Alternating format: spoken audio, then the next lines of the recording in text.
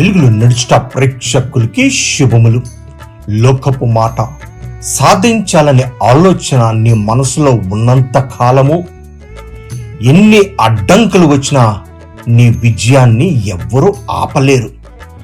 దేవుని మాట నీ కోరికని సిద్ధింపజేసి నీ ఆలోచన యావత్తు సఫలపరచునుగాక. 20వ సంకీర్తన 4వ వాక్యం. చిన్న ప్రార్థన.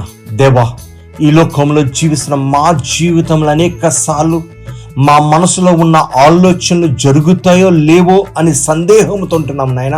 కానీ మా ఆలోచనలు యావత్తు సఫలపరచువాడు నీవే అంటున్నా ప్రభు.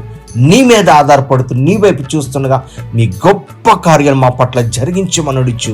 యేసు నామమున వేడుకుంటున్నాము తండ్రి, ఆమేన్. దేవుడు నిన్ను దీవించి ఫలింపజేయునుగాక. షలోమ్.